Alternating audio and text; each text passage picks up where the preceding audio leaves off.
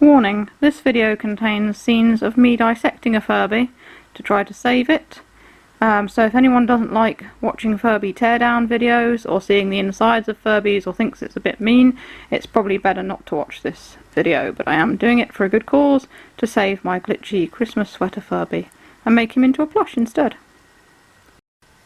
Hi everyone, I'm Silverwolf and it is 10 past 11 and I've just finished watching Loki, the second episode, and you know what, I figured tonight would be a good night to skin this Furby and turn him into a cuddly toy, or at least begin turning him into a cuddly toy.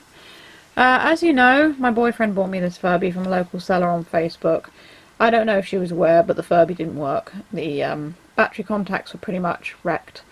The batteries had leaked very, very badly, and the Furby worked for a bit. There are videos of him working when I first had him, but that large Furby Conversation I did, which was supposed to be 26 Furbies, was actually 25 because this guy didn't work.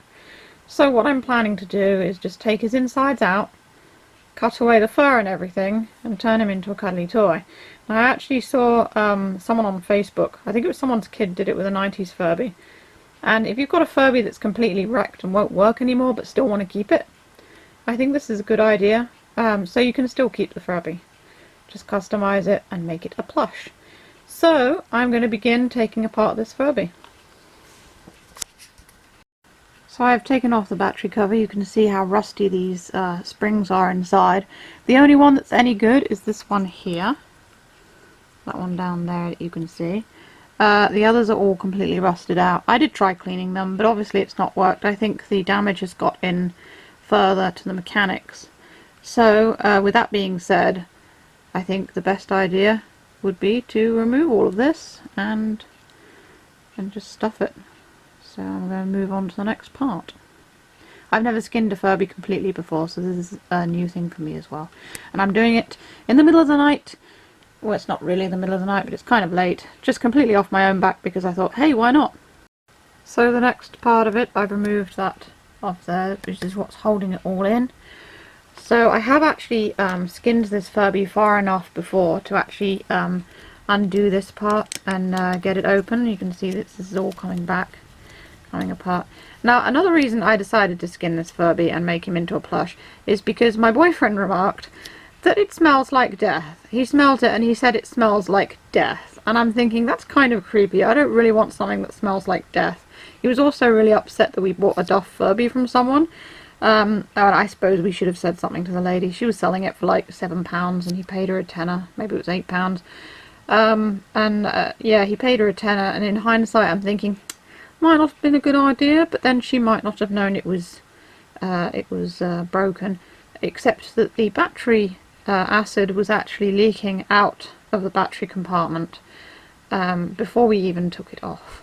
So a bit of a giveaway, but sometimes people don't know much about electronic things, and I really fear for her because she could do, you know, she could sort of not think something's badly damaged and end up hurting herself, but there you go, that's up to her.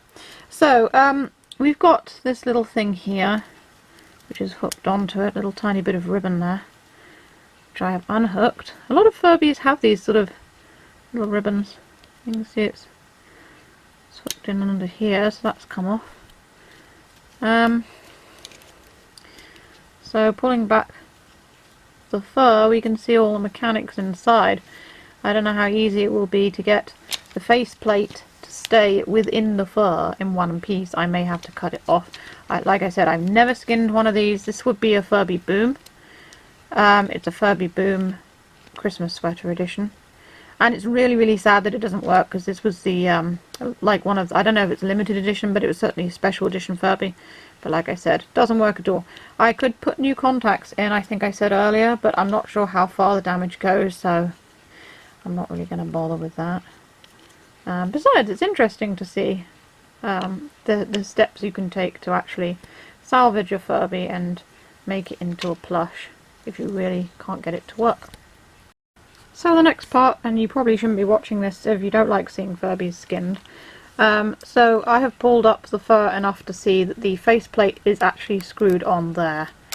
So I'll have to unscrew that and see if I can keep the faceplate as part of the skin itself and remove it from this bit inside. You can see that this is the rocking kind of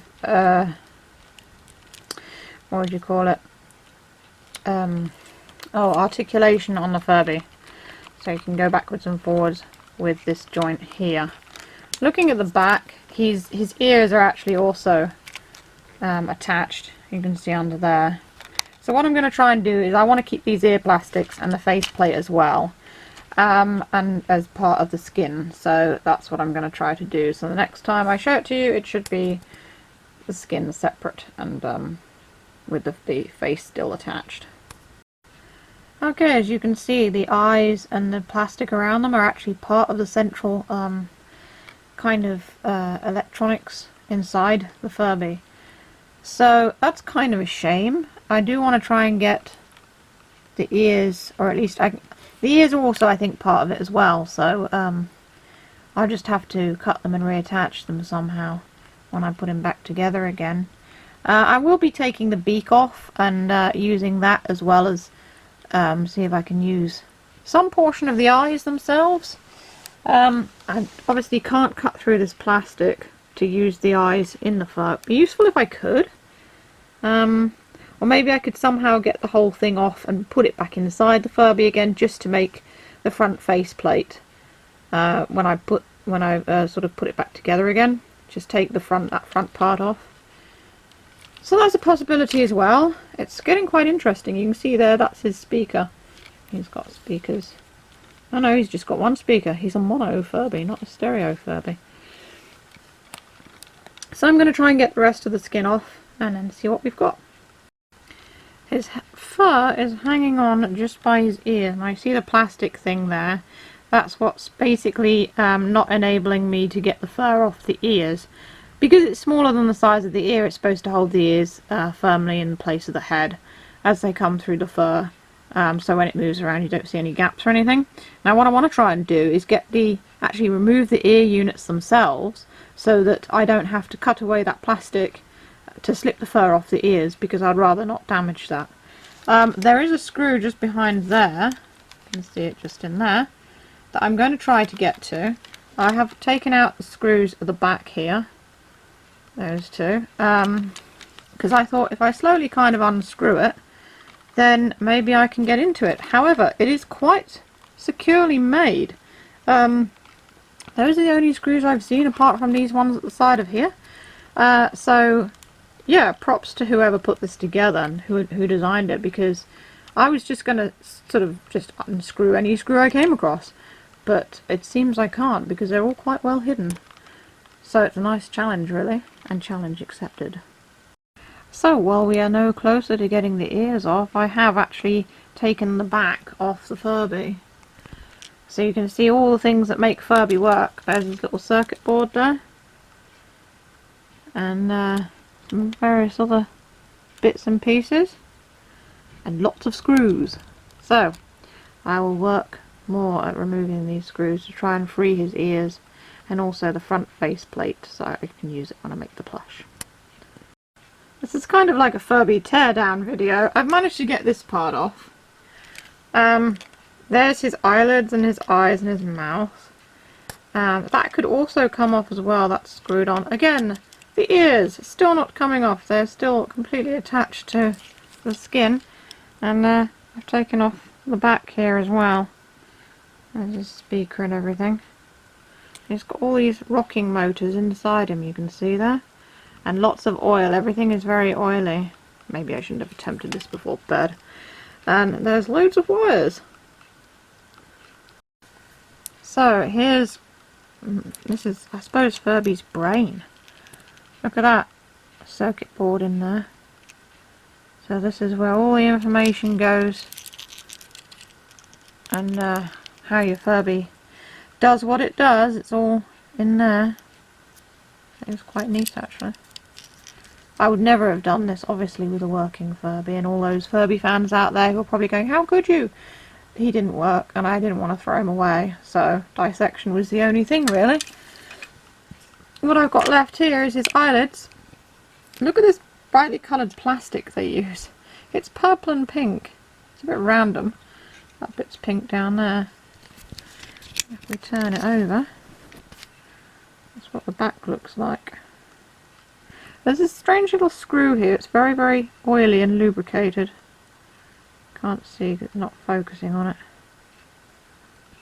It's focusing behind it. But yeah, it's a rather odd little thing. I'll cover that side. There we go. Now it's focusing on it. I tried to unscrew that, and the screwdriver, no matter what size bit I used, just kept sort of spinning. So I will get these ears off. I will, somehow. Now we can really see the inner workings of the Furby. These plastic cogs and things here. And still, the ears are still attached. But I am still working on it. I'm not really sure how to free them, actually. Short of, like, perhaps getting Dad to help me tomorrow or something like that. I wanted to try and do this myself, but he's got better tools than me. I do have a toolbox and quite a considerable amount of tools, but sometimes you just need something a bit more manly, I guess. But we will see. With the help of my Stanley knife, I have freed the ears. And there's what's left, which is the central core of the Furby that does all the movement and whatnot. So, I actually have this. I'll clean these bits up if I can. And I can go about dismantling this bit because I want to keep his eyes and mouth. I'll probably paint the eyes, or if I can get the plastic out, I might paint on the inside of them or something to make it look neat. So, and my battery just went. So this is what I've got. That's the outer skin of the Furby. This is kind of like Furby Taxidermy. Anyway, it's taken me an hour and a quarter to get to this place. So I will continue. I keep going to bed really late, but never mind. I'm having fun, actually. It's pretty cool. So I will see if I can get this bit off here, so I can put it back into there, and then put it on as the face of the Furby. And here is Furby's face. And I can paint on that, which I will do tomorrow because I'm not doing it now. But that's clear plastic, so I can actually paint on that. These lenses, do they come out? Actually, you know what? I think the lenses will come out. Oh, look.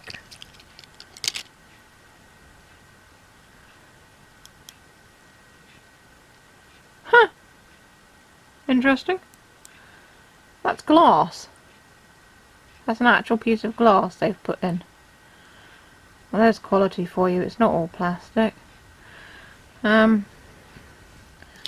here are the lenses themselves. So I could paint some eyes on those, like I've seen so many people do before, to give him a pair of custom eyes. That'll be pretty neat. Put a piece of glass back in, keep it safe. I think that'll be a little project for tomorrow.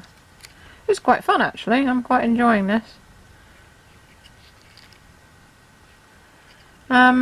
So then this will obviously get attached to that, and I'll put his eyelids back on and everything. So these are the pieces that we're keeping. We're keeping these pieces here. We don't need any of those. I'm going to probably take these circuit boards off, because I personally find circuit boards fascinating, and you can make crafty things out of them. So I'll probably keep those. There's lots of wires and things. It's pretty neat though. If I was to post a picture of this on my Twitter and say, what do you think this is? I wonder what they'd think it was from. I guess it's from a Furby.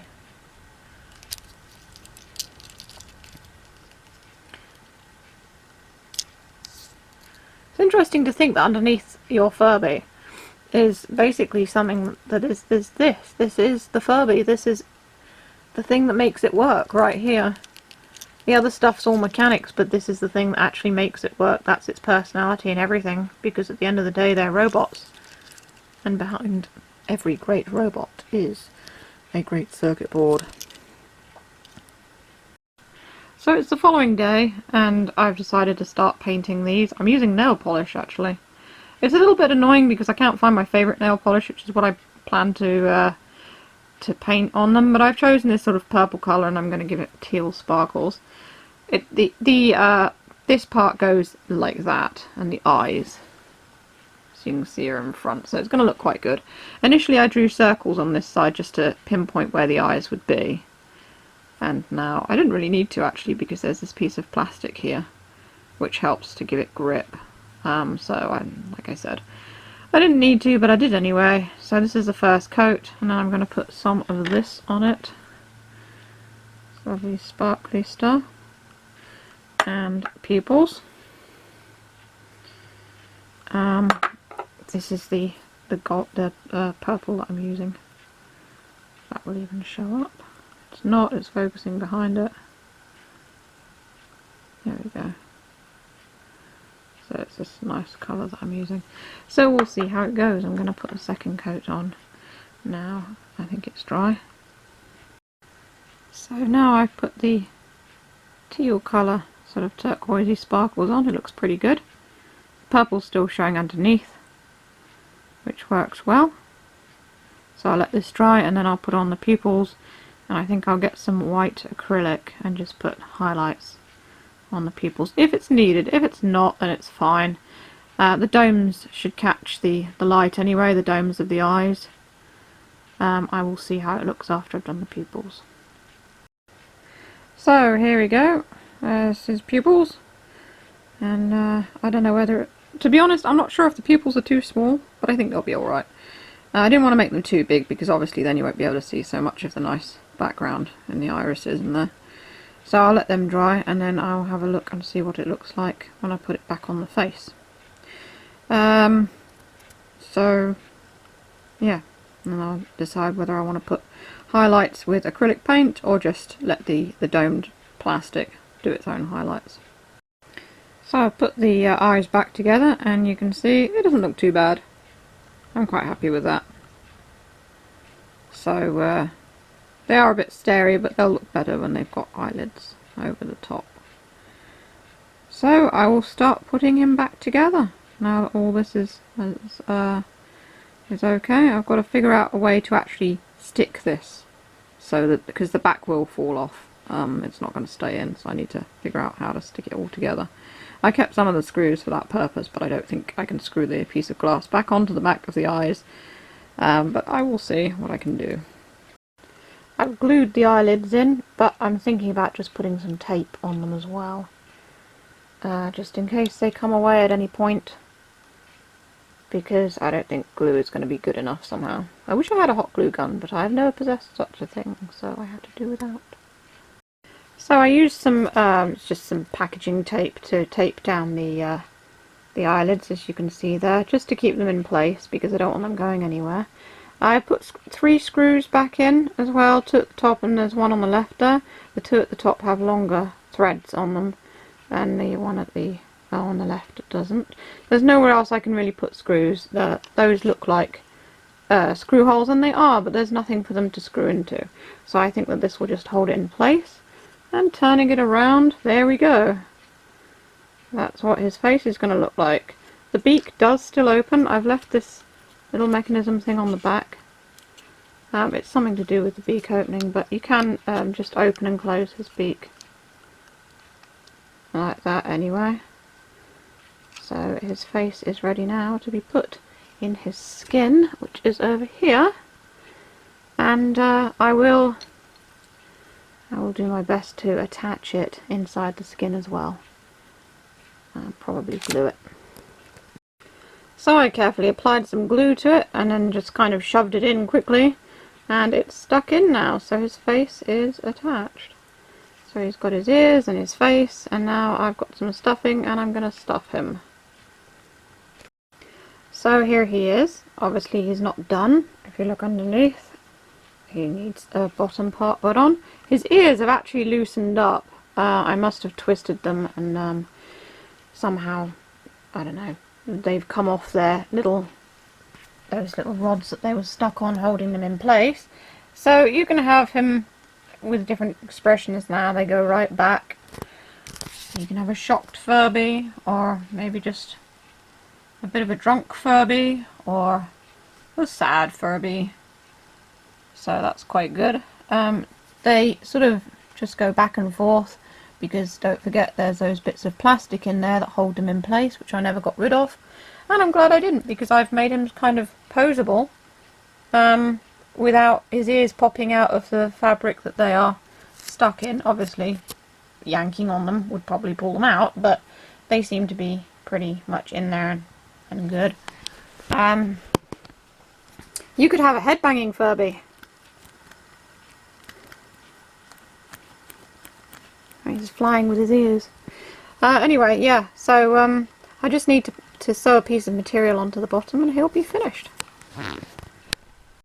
So here we have the finished article. Taxidermy Furby is complete. You can see his eyes there. To be fair, he looks a bit stoned, but I think he'll be okay. And his ears can be posed to make him look different. And of course, underneath I've sewn a new base onto him. So he sits up. And there he is. I have saved the Christmas Sweater Furby. So, thanks for watching, everyone. You can see more Furby videos in the boxes coming up below. Feel free to check out my Etsy and New Monday stores if you want to have a look at my plushies, or perhaps commission a custom Furby of your own. It won't be like this, obviously. I make plush Furbies. Or buy me a coffee on Ko-fi if you wish. It all helps as well. So stay safe, stay healthy, and keep being awesome. This is Silver signing off.